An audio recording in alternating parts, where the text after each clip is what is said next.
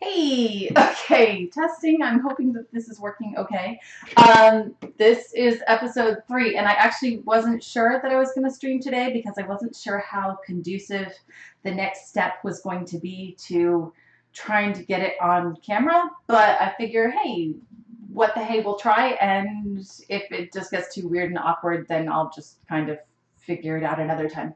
I spent a lot of time yesterday trying to figure out how to attach these big foam pieces that I finally finished carving. Oh my gosh, it took so long, to stilts.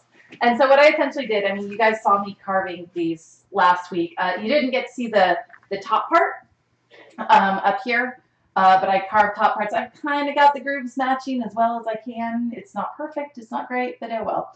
It is what it is. These are actually taller than they need to be right now, but because I wasn't sure how much they were going to kind of collapse in as I pulled them in towards the stilt, I figured better to make them too tall and cut them down than to have them be too short, because I can't make things longer, but I can cut things shorter. So, so then I used hot glue to glue this panel to this panel. And then I used, because I have muslin on the top of it, you can kind of see it here, and actually you can see it in your lower screen. I used this quilting spray stuff to spray the entire foam thing down and then glue the muslin on. And I was hoping that that would be enough there. It sticks, but it doesn't stick great. It still pulled up a bit. So what I had to do is I had to do a line of, what direction should I go? Okay, I had to do a line of hot glue all the way around the edges to help it stick more. And then after that was figuring out how to attach them to the stilts. So I'll show you what I did on the first one, because I'm going to kind of try to duplicate that today.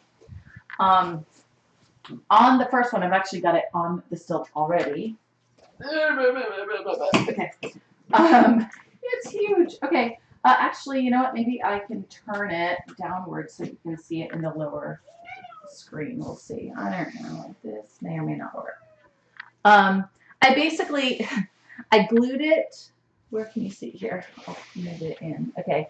So I glued it together 28 inches up from the bottom, because I have zippers that are 28 inches long. And so the top 28 inches will be with zippers, and the bottom 28 inches I glued together. I also glued the muslin as a flap over to kind of reinforce it even more. And then to actually attach it to the stilt cover, and you'll see in a minute, I have little strips of Velcro, like that. Can you see them? Okay. Little strips of Velcro that are being glued to the muslin, and then it wraps around pieces of the silk hardware.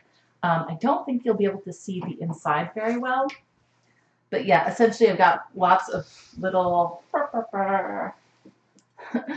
right inside. I've got 5 little straps that kind of strap it to the stilt itself, and then it's going to have to be cut down a little bit. But in the end, it kind of created a nice shape to it. I don't know how much you'll be able to see there. You can kind of see, let's move it in.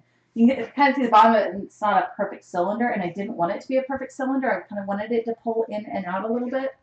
The other thing I'm going to have to experiment with and see is I'm hoping that they don't slide down as I walk, because that would be bad. So far, they seem to be pulling, like staying in place pretty well, which is what I want, because I don't want this slipping down and then me tripping over it while I'm walking. But putting the Velcro on nice and tight seems to be helping with that process. And then let me get this down so you can see the top. My knee is going to end up right about here inside the stilts. So I'm okay with it sticking up a bit. In fact, I really want it to stick up a little bit above my knee, so it looks like the legs are kind of in, like coming out of the tree. But in the back, in order to be able to squat down and stuff, I can't have it go up over my knee too much. So in the back, I'm definitely going to have to cut it down. I'm going to have to cut it down to at least probably here or so, and then just give it jagged angles going around. So That's what I did yesterday, and I'm going to kind of try to do the same thing today on the other one. But I was working on a big floor space yesterday, so I'm going to try doing this on a table. I'm not sure how well it's going to work. I have my trusty hot glue gun. It's a low temp glue gun because I'm working with foam, and so having a low temp glue gun works a lot better. I'm actually going to try, this is going to be awkward, but I'm going to try turning this camera just a little bit so that I don't have to spend so much time over here. And we'll see if this works. That's slightly better. Okay, we'll try that. So I also marked an R inside those stilt covers, so I remember which one goes on which stilt, because this is my left stilt. How am I going to do this? Hi! Can't wait to see them. Yay! Can I hold the quilting spray? Yes, I can hold up the quilting spray. There's a ton of different quilting sprays. I'm not advertising any one particular brand. This is the one that I happened to get. This is like Spray Bond. I think I found it. It was like a Walmart or craft store or something along those lines. But that's the one that I happened to get. Stilt covers. What are these? Stilt, like literal stilts. Yes. These are S2s. I talked about them a little bit last week. But they are not drywalls. Drywalls actually have, put this down so you can see it better. Drywalls have, let me see, this is my right. Ooh, I put it on the wrong stilt, that's okay. This is my right leg stilt, so drywalls would have a bar right here and not a bar on the inside. And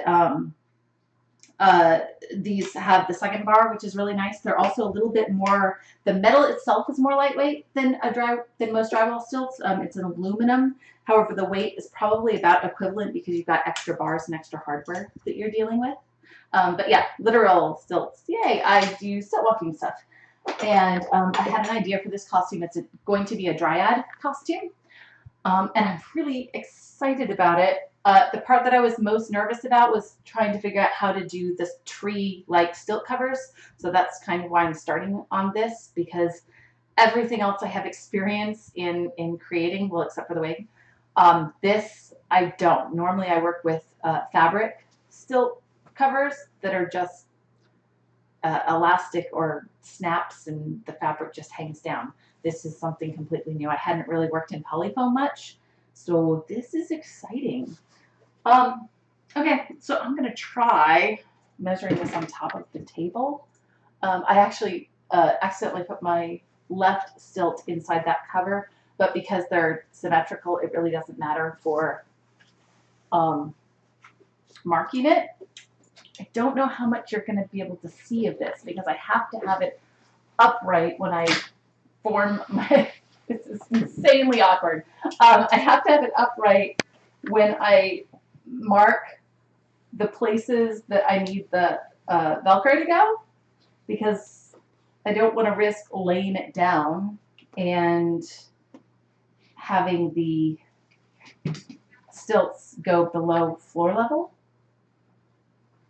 But luckily this part doesn't take too long. I need my marker, and I had a marker. There it is. There are several bars inside, and so I'm basically just making little marks where my bars are, and that way I know where to put my Velcro.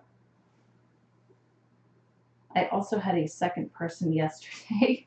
I was over at my mom's house figuring this out, and so she was kind of holding this all in place while I marked it. So it's a little trickier today because I'm the only one marking it, but that's okay. The other problem that I found, I need a 4 and a, let me pull that in a little bit more, a 5. Okay, the only other problem that I had was because I was using hot glue, the hot glue was not going through the muslin very well. I found I really had to kind of smash it down to make it work. So I'm going to try to duplicate that today without having to use quite as much glue as I did yesterday. I'm not super confident. Well, no, I think the placement's okay on those. 1, 2, 3, 4, 5. And that was a great idea. I just put my foam on top of the hot glue. That would have been lovely. All right, So how much can you see down there? Okay, yeah, you can kind of see that. Where's my hand? Here's my hand. Okay, so the problem that I ran into is where it's hot glued over here, it sticks to the foam really, really well. Here, it was not sticking to the foam as well. But what I did find is if I put a really nice, chunky amount of hot glue on it, I'm probably not going to get as many stilt stories today because I have to concentrate way more on what I'm doing.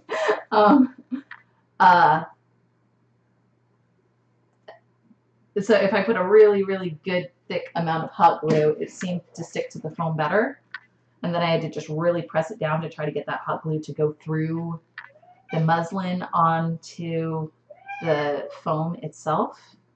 But if not, what happens is when I attach the Velcro to the bars, it pulls the fabric away from the foam. And so it just doesn't pull in the shape the way I want it to, and it doesn't attach it quite as securely. And I don't really want to be pulling this fabric away from the foam very much. I want it to all be one unit. In hindsight, if I'd realized that the quilting spray was not going to hold a little bit harder, I probably would have put dots of hot glue all underneath, but I really didn't want to rip up all the work that I had done after I hot glued the outer edges. So I'm using this as a way to compensate. That was my cat. You just ripped my fabric, stinker. The cats are camera hogs, and they don't like me being in this room because they can't sit right in the middle of the warm lights. She's now closing the door and closing herself in. Did she mess up my camera too? No, I think we're okay. Yes, I have a helper below the table. It is Puppy the cat. And she just tried jumping up on the table so she could sit on this nice, soft, foamy fabric in the warm lights. And she's a little bit cranky about the fact that that did not work out for her. So, hi, Lace Girl! Yay! I was really bad about keeping an eye on my chat last week because it was kind of hard to do that and focus on what I was doing. So I tried bringing in my phone today so that I could keep an eye right here. But I can't see the chat right this second, so that's not going to work. So I'll keep trying to look over at the computer. My little kitty cat helper. I'm also trying to get the Velcro to face in the same direction each time, because since I'm going to be attaching this blind, since it's all going to be together and it's really, really hard to see, it might be a little harder to, or more helpful to be able to kind of feel what direction the Velcro is in. But I didn't think of that till about halfway through yesterday, so some of those don't face in the same direction. It's okay.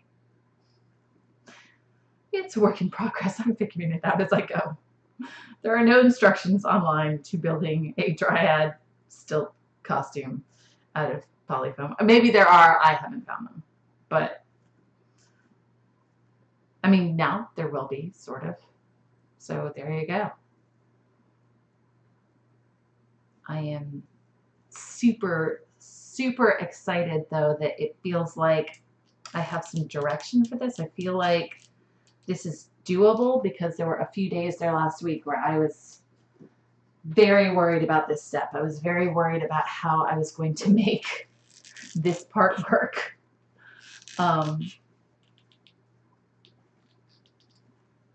Because my concerns were, even though foam isn't very heavy, I was afraid that it was going to be pulling down and pulling the stilt cover off the foot, that I was going to end up just kind of tripping over foam. And I don't want to be doing that because that's not safe. And I was concerned about how they were going to look. I was concerned because there's a very fine line between cool looking kind of trees that a person is standing on and just chunky blocks of foam. And I was really worried. I'm still a little bit worried that they're going to look like chunky blocks of foam, but less worried now because they were seeming to form pretty well. I was a little concerned about how, because I knew I was probably going to glue them together at the bottom, which is what I'm doing, and then there's going to be a zipper on top. But in playing around with it, I believe that the zipper, it will still leave a little crack of foam. You'll see it later once I get the zippers on. But I don't think it's going to look too weird. that was what I was worried about, was that it was just going to look too weird. Still a little bit concerned about cutting them down, because once I cut them down, I can't make them taller, and I don't want to overcut, so that's part of why I put it off on that side, because that's a step that I'm really quite nervous about.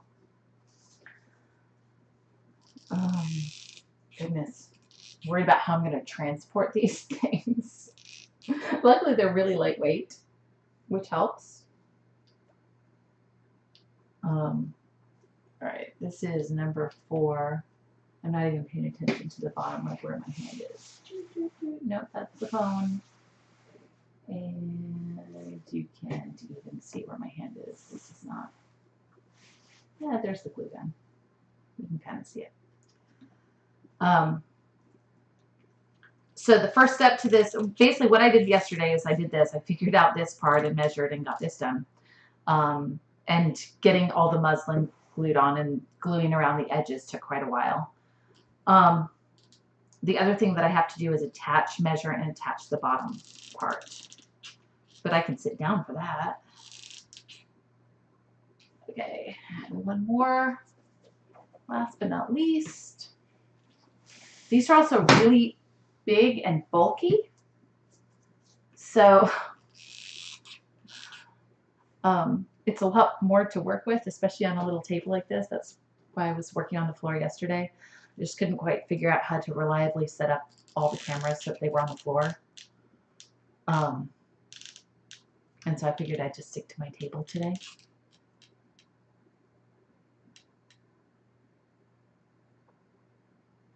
All right.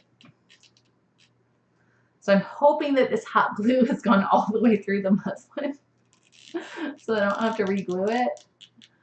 But I also have to wait for it to dry and harden enough to make sure that that's happened. I'm hoping that if I check the first one, it's over here for now. No, that did not stick. Okay, so that needs more. Wow, they're not going through as well. That one stuck. Okay, so these two need more.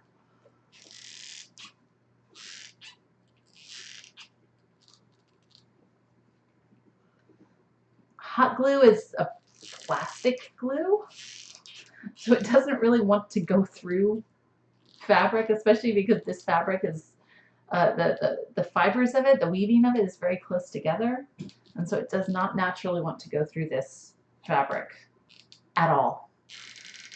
But if I've been when I really push down, kind of squeeze the hot glue through, it's slightly better. There are probably other glues I could have used that would have worked better on this, but they probably wouldn't have dried as quickly. I thought about using a combination of a couple of glues, something that would go through and that would seal it to the foam really well, which I still may have to do as a backup plan. But if I can just make the hot glue work, it dries so fast. And it sticks to the foam so well. In the places on the edges where I glued the fabric to the foam with the hot glue, it stuck beautifully. And I made it work on the first one. If I made it work on the first one, I can make it work on the second one. All right, let's see how this. Wow, it's just not wanting to stick today. That's not bad. I'm gonna get that one a little bit extra though. I may have to, at some point, if it starts pulling up on that other one, because like I said, I just did this yesterday, so if that one starts pulling up, I may have to just find a more water-soluble glue that will do this, that will kind of go through and then stick and hold.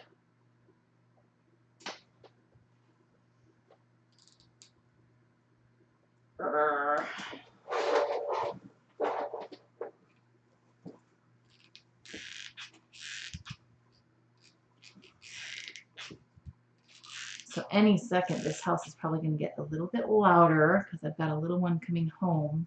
But it was so nice and quiet, and I had a little bit of time. I was thinking I could finish this in about an hour. We'll see, because it's already been 20 minutes of just this part of the process. Hey, Wolf! How are you? It's Tuesday! Tuesday is our Something Wicked night. So we have D&D tonight. And Wolf will be there. And we are very excited about Tuesdays, right, Wolf? Yay! Tuesdays has become one of my favorite days of the week, which is really weird because Tuesdays doesn't really stand out as much as, say, Saturdays or Sundays in the grand scheme of things. But I am loving this story that we are telling as a group. That one is just not doing what I want it to do. Urgh. I may just, that's perfect. That's not great, but maybe it just needs to dry some more because it's still kind of warm. That's still kind of warm. That's sticking the way I want it to. And that one's just too warm still. I can't tell. I'll give this one just a little bit more just in case. You know, when you do a project and the first time it just works out so beautifully and then you try to duplicate it and it's not working the way you wanted it to? Right now, that's what's going on here. So I'm just trying to add glue into other areas around the Velcro just to, if I can just get it to stick in other areas, that might help. Yay, Tuesday!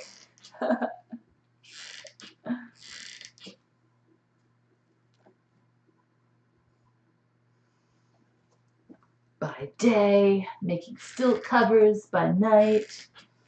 Something Wicked D&D, woohoo! I want to move on to the next step. But see, once I get these closed off, it's going to be way harder to get in there and glue this some more. But then again, if I have to get in there and glue this some more, I'm going to have to use a different kind of glue. It's not going to be hot glue. Those two are perfect.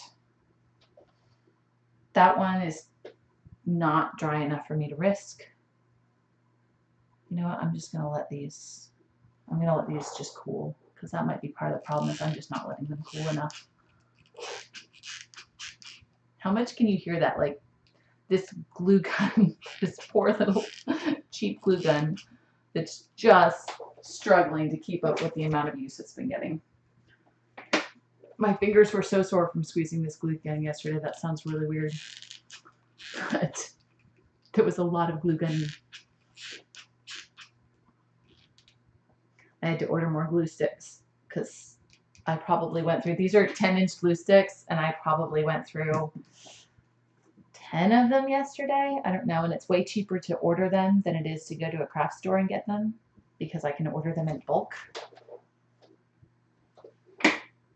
And so yeah, so I have more glue sticks coming in about 2 days because I'm probably going to need more. Ooh, and while this is drying and hardening, I got my wig stuff, which I'm really excited about, even though I have no idea what I'm going to do with it or how I'm going to do it. So I'll just show you that while I'm waiting for that to dry. Ooh, Sticks! Hi! Hey, y'all! Yay! Okay, so I got this. This is one of those hats that showgirls wear. I mean, you can see the little cut there. It just looks weird. It looks very helmety, but that's because you're supposed to cut this part off and then put some felt in there, and I don't have felt yet. I need to go get that. And so it'll have a nice little widow's peak thing here.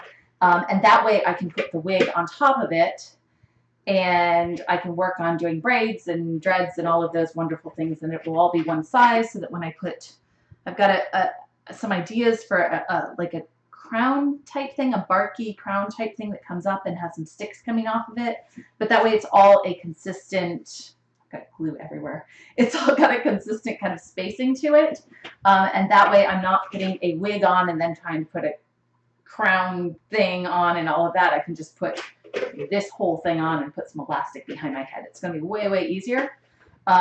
What's hilarious is this thing costs, it was $8, $8 something.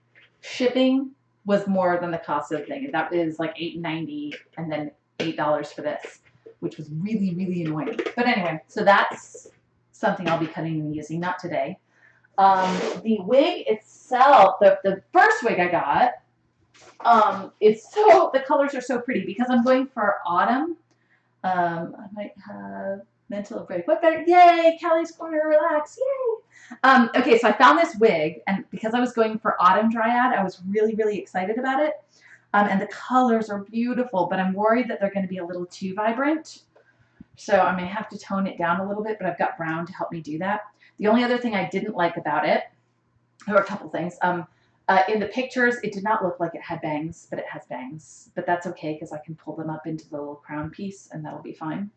The other thing that I was concerned about, of course, I did my research after getting the wig, which I probably shouldn't have done. But when I started researching doing dreads in wigs, the first thing that everybody says is do not get a heat-resistant wig, because the way that most people show you to do dreads online is that you have to tease up the hair. You can kind of see. Can you see down there? Where's my hand? Okay. Yeah. You have to like tease up the hair a lot with backwards comb and smooth it down, everything. And then you end up using water and heat, like a flat iron, or in some cases I don't know, there's even boiling water methods, but you use heat, basically heat and moisture to seal it off and to pull it into that shape and make it stay.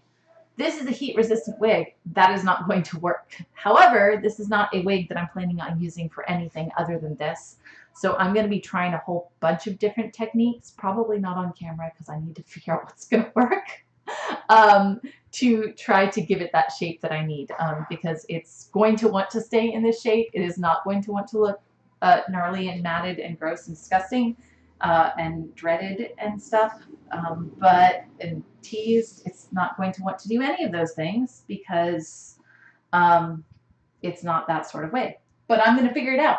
I'm even thinking about trying to do maybe a glue mixture where I can tease it up and pull it and maybe even put saran wrap around it so that I can peel it off. I don't know. But I'm also going to use a combination of braids too, not just all twisted, because I want it to have a very multi-textured look.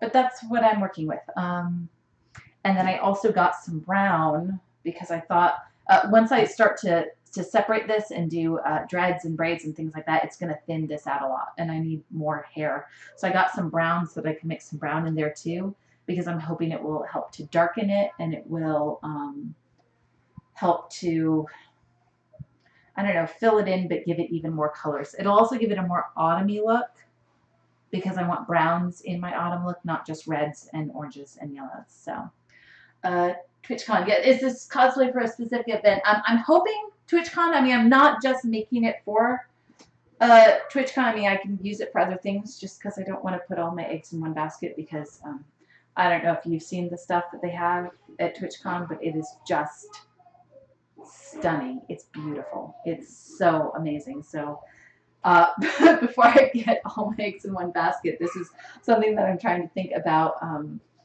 Once it's done, regardless of where I go with it, what other wonderful sorts of things could I use it for? But, you know, dryad, Ren fairs, all sorts of things. Anyway, so that's what I'm working with. I'm not going to be doing the wig today, though, because I need to play around with it and think about it and figure out what I can possibly do. But yeah, all 3 days, yes. Well, no, yes, no, all 3 days. Saturday, Sunday, yes. Hopefully, at least some of Friday. It might just be a Friday evening sort of thing. We'll see based on, you know, real life and work schedules and things like that.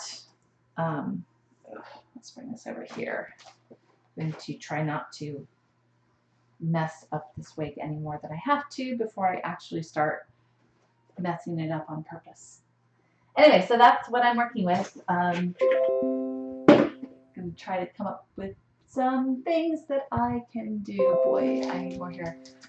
Why is my computer making noisy sounds? Please stop making noisy sounds. All right. So let's see. Yay. Okay, that is attached to the foam. That is attached to the foam. Yay! It's doing what I wanted to do. Hooray, hooray. All right, so the next step that I have to do is I have to measure up 28 inches. Where's my hand? There's my hand. Okay, so I have to measure up 28 inches on the end of this so that I can figure out where to glue it to. I'm trying to make sure that my hands kind of stay where the camera is. You know, last week I was clever about this, and I actually gave myself a square of where the camera was placed. And then I reset cameras today, and I didn't do that, and now I'm really regretting it because I can't always tell where my hands are in relation to the camera. Let me see, that zipper is, I'm pretty sure it's 28 inches. Let me double check. Yep, 28-inch zipper. This is a total of, ooh, I just realized a mistake I made yesterday. I based my 28-inch zipper on the very top. However, that top is going to be cut down. But I can make a zipper shorter. And I'd rather have more of it glued. And I'd rather have it even with that. So we're still going with 28 inches. It just means that my zipper is not actually going to be a 28-inch zipper. It's going to be a shorter than 28-inch zipper. And I will not know exactly how long it is until I cut down the Stiltcovers, which is the part that I'm really, really nervous about. The other thing that I did yesterday after I glued it together, but I'm going to do before I glue it together today, is I made these a little bit shorter because these I glue to the inside of it, but I don't need this much fabric. That's way more fabric than I need. And it's certainly easier to do this now than when the whole thing is glued together.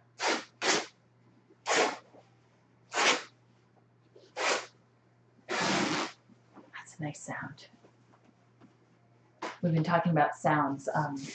The sound of the foam cutting is just this weirdly comforting, quirky, weird, nice sound. There's something about fabric ripping. Somewhere there's an ASMR, is that what it is? Yeah, somewhere there's one of people doing things associated with sewing. Not a nice sound. I like it. Okay. That will make that job a little easier.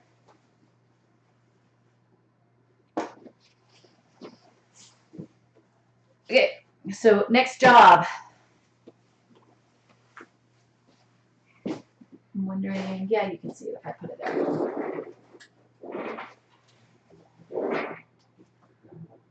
Where's my glue gun? There it is. Okay, so the next job that I have to do is basically gluing that side to that side, but making it a nice little cylinder.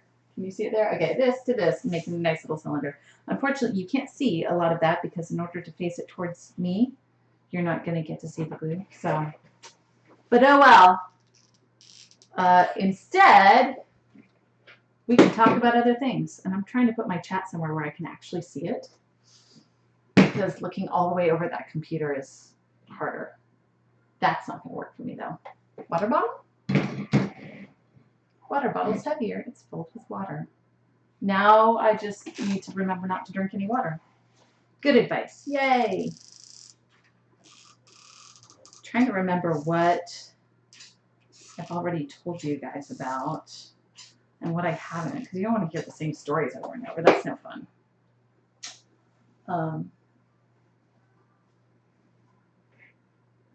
Where is, no, I had, yeah, oh well. So, but I also have to concentrate on this a little bit, because one of the things that I realized yesterday is I was trying to hurry the process along a little too much. And so I tried kind of gluing along the entire thing all at once and then holding it together. And hot glue takes a little while to dry and to really, really hold and stick.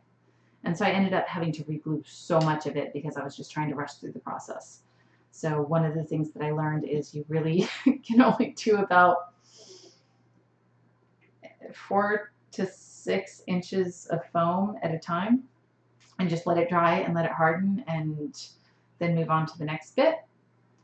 So it's not a hard task, it's just a time-consuming task. Kind of like the foam cutting, but this is actually easier than the foam cutting, I guess. So, but they're starting to look like trees. It's exciting.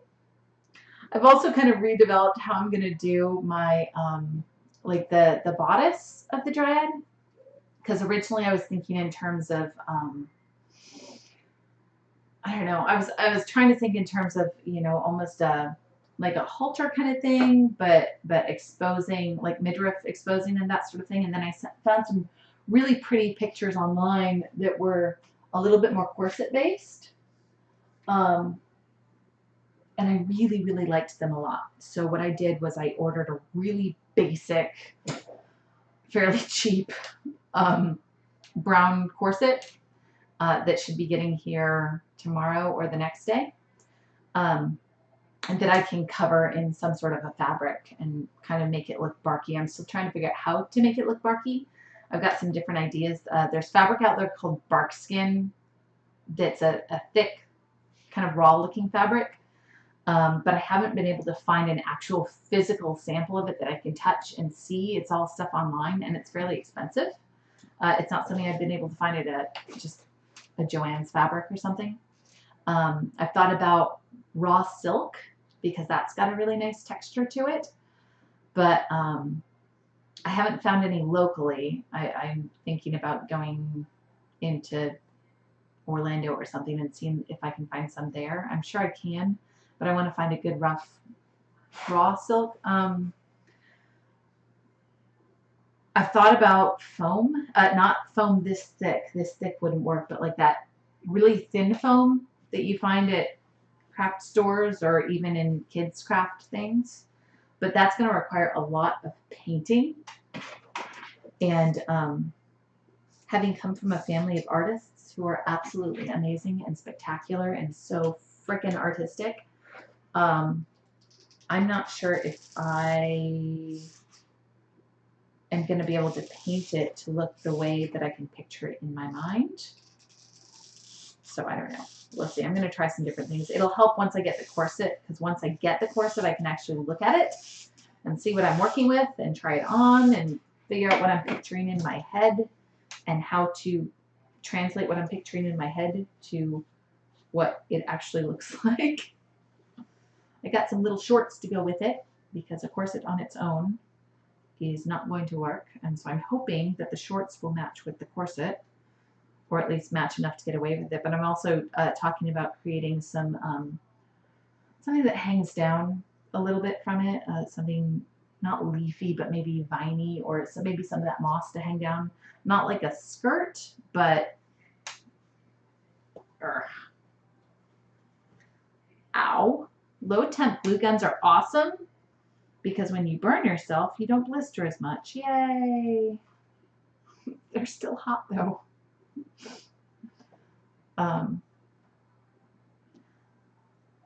So yeah, I'm not quite sure. I'm trying to think within the realism of a tree, and so I don't want to go overboard with a whole bunch of mossy stuff and have it just look like it was just placed because it was interesting, not because there was a reason for it. So but sometimes I have to have my materials with me to kind of see what it looks like as much. I don't even remember what I said that was as much. So, you know, hot glue is great because it dries really, really fast. But when you're sitting there waiting for it to dry, it's amazing how much more slowly it seems to dry and cool. I actually thought of yesterday getting an ice pack and just sticking it on top to make it cool faster. And then I didn't even think to get one today. So it's just a long process. Trying to think of what other stilt costumes I've done that might be interesting to hear about. Gosh, I think I told you about my scarecrow. That was a corset type thing too. I had like a straw corset on it. I got to a gig at one point, and I hadn't worn it in years, and I hadn't tried it on before I got to the event, which was really stupid, but I'd worn it for so many years that I figured, oh, it was fine. And I had not thought about the fact that I'd last worn the corset pre-children, and that my hips were a different size.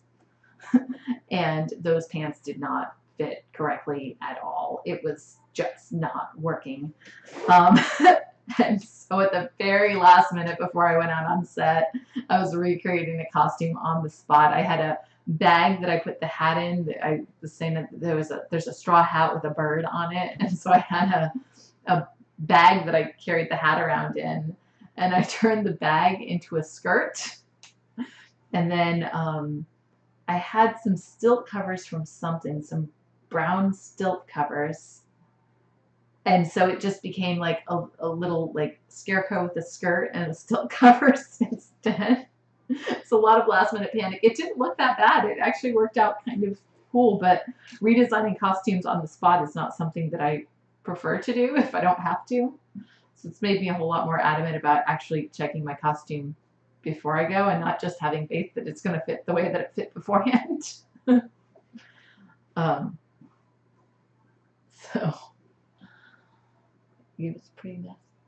Ooh, yeah. I was doing a project when I was in, gosh, was it middle school? It was early on. I couldn't have been more than 10 or 11, and I was doing a model of Stonehenge. And this is before they had, as far as I know, the low temp and the high temp glue guns. A glue gun was a glue gun. They were all kind of the same size, and it was not soft foam. It was like a little bit of a harder foam, but it was a really cool model of Stonehenge. I was really excited about it. And I squeezed that glue gun and it dropped this big gloop of glue onto my knee. And I got the worst blistering, and I had a scar from it, and it was awful.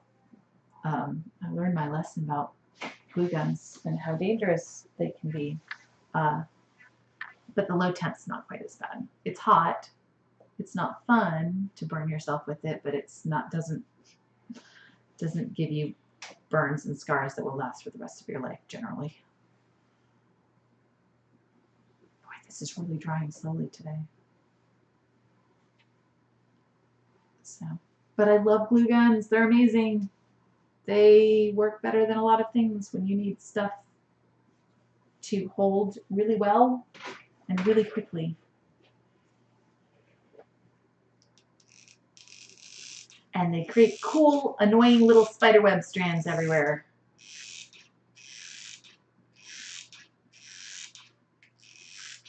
Okay, this is way over. I'm getting impatient. This is way over the amount that I said I was going to glue at a time. All right, so this could be interesting. That's what happens when I get impatient.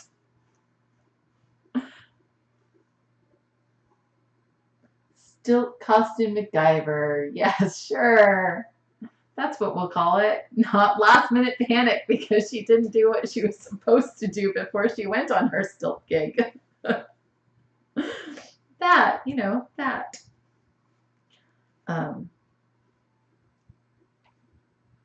Yeah, I really love stilt covers though because they're just so versatile because I can use a lot of different costumes on kind of the top half and use the same stilt covers for multiple costumes, which can be really convenient and cost effective. So I've, in recent years, almost all the costumes that I've worn have been with stilt covers. It's also nice because for certain things, there are certain events that you do that if you can't go out on stilts, you just can't go out. If it's raining or something like that, you're just kind of stuck and that set gets canceled and then you do other things. But there are times when it's convenient to be able to walk off the stilts. For example, if you've got a parade booked and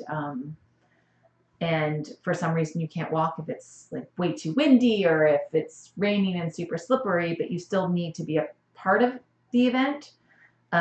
So it's also a nice way that your costume, what you're wearing, will generally work as a ground costume as well, because you just take off the silk covers. I remember it used to be at Universal when a lot more of the female costumes now are silk covers there.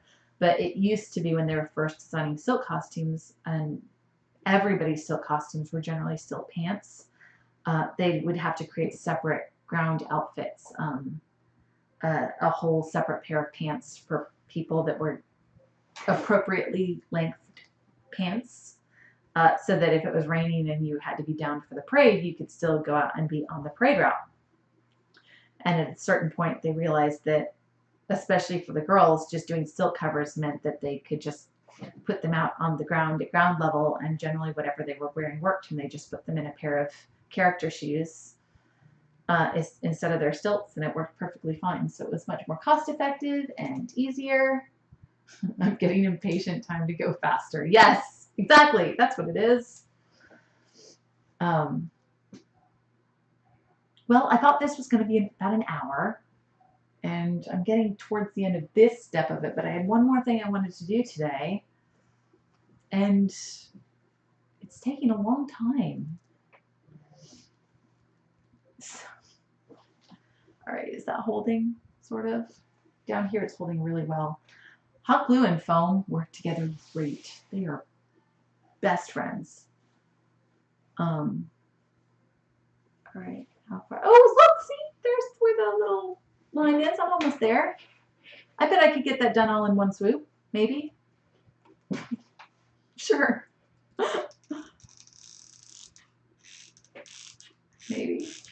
I'm gonna try. I'm gonna be ambitious and try this. All right, let's see.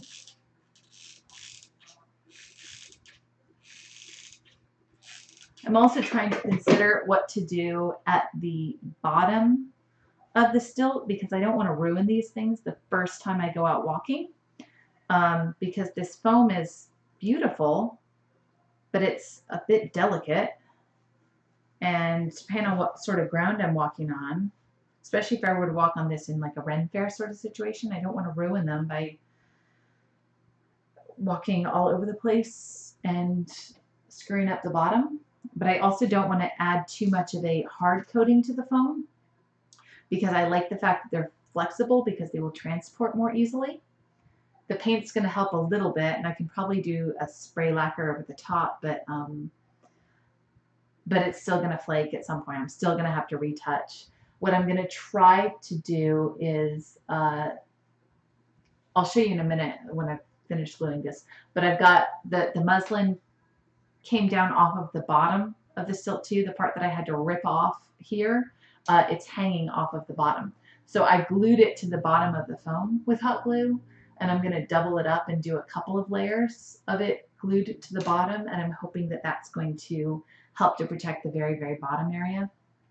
I've seen stilt covers where people put that clear plastic, flexible plastic you can get at fabric stores, where they put that over the bottom of their stilt to help protect them. But for something like this, I don't want to do that. Having clear plastic at the bottom is not going to look very natural and organic and tree-like. So I would rather do other things. I may also add moss or something to the bottom. I don't know. I'll figure something out. But it depends on how much wear and tear. And it may be something that at first I just leave them how they are and add a little bit of reinforcement. And then if I end up using them a lot, I may just have to add things as I go. I've got a few costumes that have changed and adapted over the years as I've had to compensate for wear and tear and make them better. I have a Christmas silk costume that I love. It's this little Christmas elf. It's a little red dress with green netting Stiltcovers, and this thing has been through so much because I've worn it so much over the years. Because it's a pretty little costume, it's very easy to wear. I can use it with lots of different things, maybe roots. Yeah, I thought about that.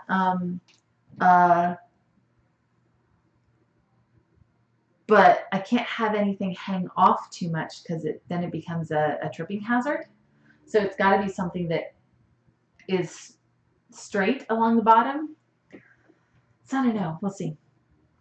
But the Christmas elf is fun because people come up to me because elves are supposed to be short. And so they'll ask why I'm so tall. And I say, well, someone has to put the star at the top of the Christmas tree. That's my job. I'm the tallest elf. And so it's a lot of fun. Yeah, I look forward to parades and things in that costume. All right, so that has glued together pretty well. And next, I don't know if I can do on camera because it's going to look really dumb and you're not really going to be able to see anything. What I did before was, gosh, these are huge. What I did before is I took I don't know if you'll even be able to see it. Actually, with this camera, you might. Okay. So down inside in the lower camera, yeah, down inside there's the muslin fabric right here, and then I glued it across there, and that is just kind of an extra reinforcement. If it starts to pull apart at the seam, that's going to help to prevent it from pulling apart at the seam. So that's the next thing I did, and then this is what I was talking about, the fabric that was hanging down. I glued it to the bottom. You can see that. I glued it to the bottom of the stilt right here, but then I think I'm going to fold it back and glue it there. I'm not sure how much you can see in close up. Yeah. I don't think I have enough to bring it back, and I don't want the little ragged edges hanging off, so I think I'll just do one. I might actually push it up a little bit and give it a little bit of a just extra protective layer, and that way if it pushes up, it pushes against the foam. You probably can't see that very much because it's very tiny, but that might be a better bet to just give it a little bit of a protective layer. Hi, I don't know how to pronounce your name. Iso Sirius? Is it Iso or is it Iso? I don't know. I have a friend whose name starts with a Y, and she's Isa, and she spells it like that. But hello, thank you for joining us. Yay!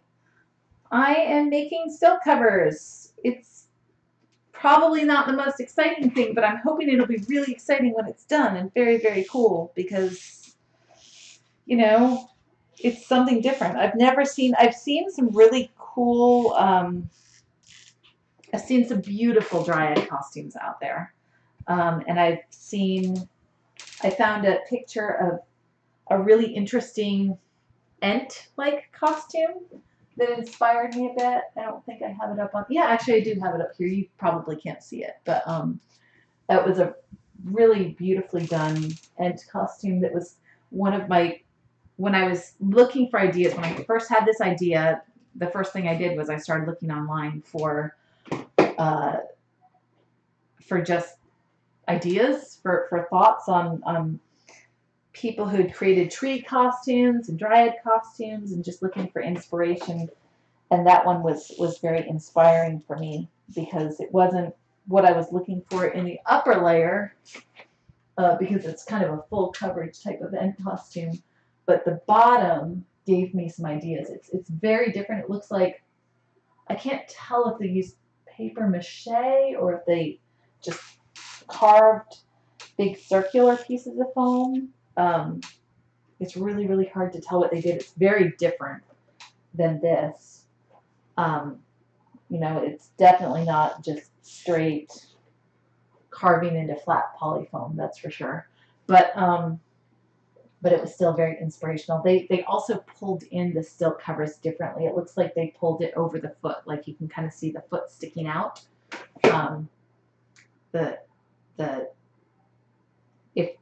If this were the person's, wait, can you see? Okay, yeah, if this were the person's foot, like, and that's their toes, it pulls in kind of over their toes and in. And I try not to do that when I don't have to with stilt covers because it takes away that illusion of the foot not being there. It becomes, oh, this part's going to get tricky because my head's going to go into this and you're not going to be able to see, and you probably won't be able to hear me. I might have to do this part later. But, yeah, I'll finish up that last part later. But, yeah, it takes away that illusion of kind of where the person's feet are and knees, especially when I'm talking about stilt covers. People can see my knees anyway, so I don't want to take away any more illusion and be like, here's my knee, here's my foot. It's one of the first things people try to figure out. The weirdest thing is how tall you are. They want to know, as a stilt walker, how tall you are in real life, which is, I don't know, not weird, but just it's the question that you get asked. You also get, how's the weather up there? And I say a little hotter than right now because I'm closer to the sun, which is not scientifically accurate. But hey, at some point you just have to start giving answers to the same questions that you get over and over and over and over. Okay, that may not work. Well, it was a good idea for execution. I tried giving it a little bit of extra edge here as I folded it over, but it's not flipping up and giving it, well, actually, maybe it is. Wasn't really giving it to protect it, but if I give it a little bit of glue there, I do a lot of talking out loud. I'm not going to apologize. I started to apologize, but I do it a lot, so if I apologize now, I'm going to be apologizing constantly. I think out loud.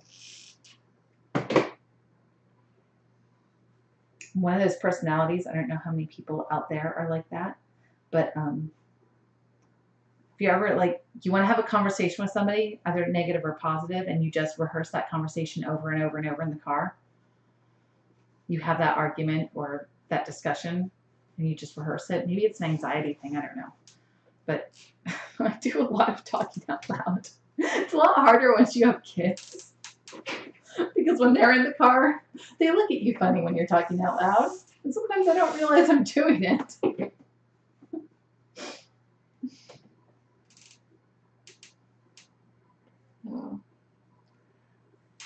Ooh, I have a lot of chat to catch up on. I have not been paying attention. We've got a session in D&D. Yay! We're talking about D&D. I'm not going to be able to read every single bit, but oh, a turtle monk. That's really cool. Yay. I am a druid in that game. I love druids. My very, very first D&D character actually was Cali, which is where I get my name from. And Cali is a ranger. And we kind of talked about this in the AMA that we did a week or so ago. But the whole reason I picked a ranger was because I played WoW a lot. Well, not a lot, well, kind of a lot. I played WoW for a while, and in WoW, like World of Warcraft WoW, my favorite characters were rangers because I loved the animal aspect to that, because usually you get a pet and you can run around with the pet. And it wasn't even that I had a pet that was cool, but it was that I didn't like close range fighting. So having a pet meant that I could have this melee partner, basically, that could run into the fray and do all of the fighting, and I could stay at a distance and use my bow and arrow and just kind of fight that way. It also meant, because I didn't have a lot of other people that I played with online, it also meant that I could go into sometimes harder hitting battles on my own, because it was like I was two people, kind of. So that was really nice. I started playing WoW because my aunt, who spent a good portion of her life in a wheelchair, that was kind of her social outlet. She played World of Warcraft, and she had her friends there, and it was her way to go out and run and explore and do all of these things that she was not quite as free to do in her everyday life. And we went up to visit her one summer, my mom and my husband and I, and she introduced us to WoW. And we started playing it, and we loved it. And when we got back to Florida, we all kept playing. And I feel like I developed a better relationship with her than I had ever had in my life because of that game. Because we had this thing in common. We would go and we would play, you know, we meet online, and we'd go play and find stuff, and it was really amazing. It gave me a whole new perspective because I didn't play a ton of video games and things growing up. You know, I loved a lot of the old school stuff. I loved text-based adventures. Um, but I didn't play it a lot, and it gave me this glimpse into this part of the world, kind of the social aspect of the world that I'd never really even considered before. So yeah, so I have a lot of nostalgia for that game. I haven't played as much lately since she passed away. I think some of it's because it was kind of her thing, but yeah. So my Aunt Joyce got me into WoW.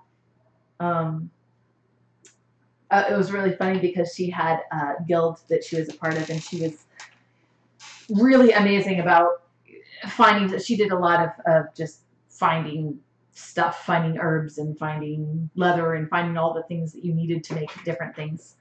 And she was super generous with sharing that sort of thing. And so I got into her guild, her little guild that she created,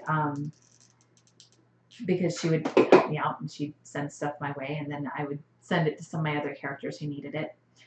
And the name of her guild was the Geriatric Avengers. So for quite a while, I had my little D&D character, my little World of Warcraft character that I was running around all over the place in the little bubble above her head that named her guild said the Geriatric Avengers, which was a lot of fun. But anyway, so I was saying that my favorite character to play was generally a ranger. And so when I started playing D&D, I thought, you know what, rangers, I'm familiar with this sort of character. I know how this works. And then I ended up creating this character that was nothing like any of the rangers I ever played in WoW. She's really more of a fighter than a ranger. She very rarely uses her bow and arrow. She does not have a pet.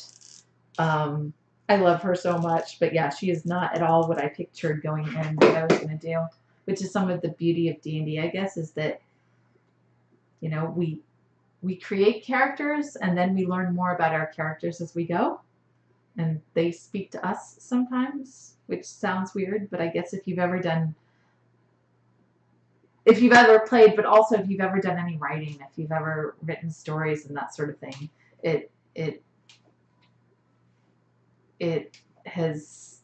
it's about authors talking about characters speaking to them and characters telling them what they want to do and what they want to be. It's kind of the same thing. It's really neat. So yeah, so Cali is my ranger. If I had to redesign her today, I probably wouldn't have made her a ranger. I probably would have made her a fighter, because that's really kind of who she truly is at heart. But it is sometimes nice to have that bow and arrow. That very, very dangerous bow and arrow. It's for those of you who are familiar with D&D, it's an oath bow, which is pretty powerful, which is great. But it has limitations. If I use it, if I activate it essentially, and then I don't take out the character that I'm planning to take out, then it can have a really, really negative effect on me and what I can do for the next 7 days. And it gives me disadvantage on my melee weapons and all sorts of things, so I use it sparingly. I'm mainly 2 short swords. So, all right, well, I think this kind of is working the way I intended it to, sort of, maybe a little bit. I don't know. I've got it glued all the way around. I'm gonna have to do this on the other one too. I never did this part on the other stilt cover. But I'm hoping that at least on the bottom it'll give it a little bit of a protective layer so that it's not just foam hitting the ground, it's fabric instead. We'll see, maybe. So, if you have any questions, I'm happy to answer questions. I don't know. World of Warcraft. Well, I'm not a great one to answer questions on current World of Warcraft because I haven't played in a while. But D&D or stilts or stilt walking or stilt covers, a lot of this is just me figuring out things as I go and trying things and seeing what works. So, Wolf, your first character was a ranger? That is awesome! And that your name comes from your first character too. We have that in common. That's really neat. Aww. I started D&D late. So many other people started it when they were kids, when they were much younger. And I did not. I didn't get exposed to it until much more recently. But I still feel like I missed out because there's such a creativity to it. But I was a theater kid. Ah, that burns. But I was a theater kid, so I kind of feel like I prepared all my life for it. It's been a really nice outlet when I don't have quite as much time to do theater. It's a lot harder to juggle late night rehearsals and things when you're thinking about younger people and bedtimes and things like that. It's my creative outlet for creating characters and living different lives, and it's fun. Ow. Burning myself a lot.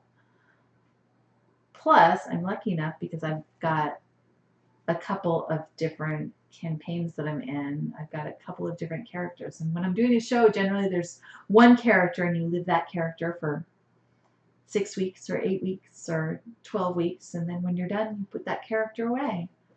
And so I've been lucky enough to not have to do that, which is a lot of fun. Okay. Sort of, maybe, kind of. So at this point, what I've got, I'll turn this around so you can see it.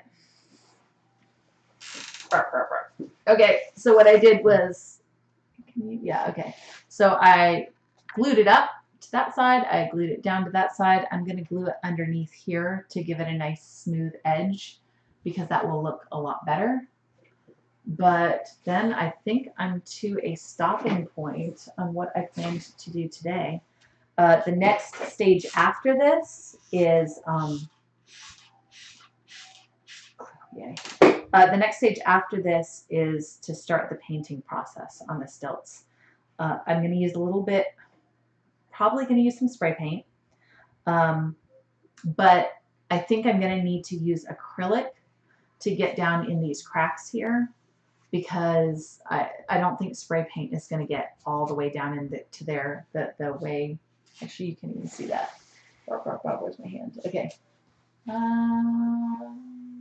There's my hand. Okay, so I don't think spray paint is going to get down into these cracks the way that I need it to. So I think I'm going to have to take just brushes and paint all the way down in there and get just a very liquidy, watery sort of paint that can just get a lot of coverage so it doesn't quite take so long. So my next project is to go out and get some acrylic paint, probably a very dark brown, so that I can start painting into the cracks of the tree. And then at some point I'm going to need to also start on some of the other things that are not the stilt covers. Work on that corset, work on that wig. I'm starting to see how long this process is going to be. I was never under any illusions that I was going to have any problem filming 15 hours of video. But it's hitting even more that it's going to take a long time. So I'm not going to film every single stage of the process, but I'm trying to at least show, and it's interesting for my own records too, I guess, to show a little bit of each aspect of the process at least. But some of these things I just kind of have to work out on my own.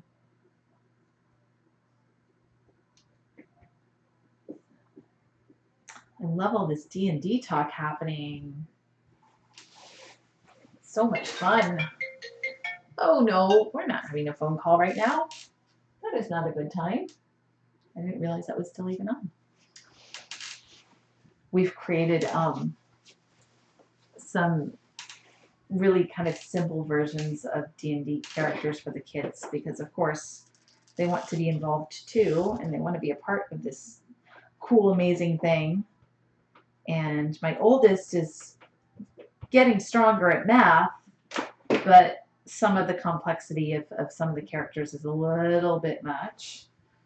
And so we've kind of created simplified versions, but rolling dice and doing the addition and that sort of thing is a really good skill to practice. So, and then my youngest is not at the point where we're even at rolling dice and doing addition yet, but we are at the point where we're working on identifying numbers. And so, hi. I may leave soon. Yeah, well, I'm going to finish up in the next couple of minutes. I'm just getting to the end of this. He's working on identifying numbers, and so I had him when we play rolling dice and just identifying the number on the dice, on the die, because that's easier. Not that we do this a lot with them, but once in a while it's a fun little thing. All right, I am just going to get the very bottom of this, and then I think I'm going to sign out until I can get to the next step of the process, and then I will show you guys whatever that step is, since I haven't quite figured it out how I'm going to do it. The next time I'm back, it will probably be to do some painting. Boy, hot glue is amazing. If I had to stitch all of this, I can't even imagine. Whoever invented hot glue, I should find out the name of that person and give them credit on stream. I'm not going to look it up right now, though. But the inventor of hot glue deserves kudos. Thank you for being amazing. Come on, dry, dry, dry. So I had this big old flap left off. You can't see it right now, but I had this big old flap left off at the end that I probably would have saved me time if I had just cut the piece, and then would have had less to glue. But I didn't. I just tried gluing the whole thing, and now it's taking me longer than if I had just taken a couple minutes to put down my scissors, or put down my glue gun and get some scissors and trim it. Lesson learned.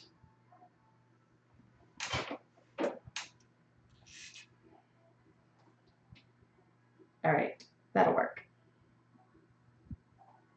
Yay. I will put these on my stilts in a little while and try it out and see how it looks. Yay.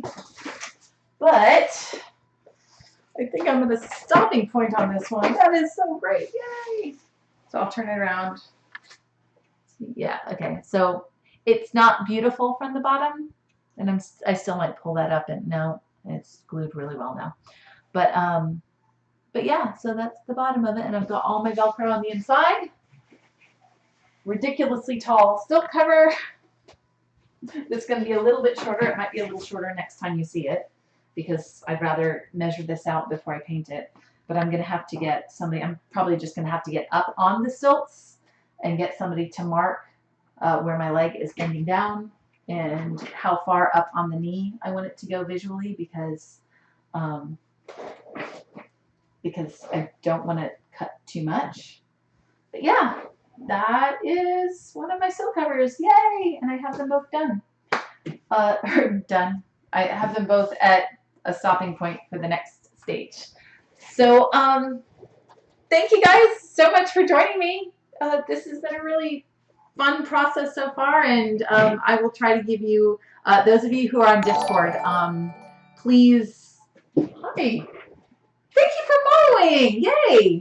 Those of you who are on our Discord, please say hello and check in. I'm actually, oh, I can do this on the phone, so I don't have to get out of the thing. I'm going to put up our Discord link so that you can find us there. Oh, thank you. Who did that? Plaster Dragon, yay, thank you for putting up Discord link. So yeah, that's our Discord, and it's just a cool little family room, and we all kind of hang out. If you are seeing this on YouTube, be sure to go over to the Plastered Dragon on Twitch and follow us. Click the little heart.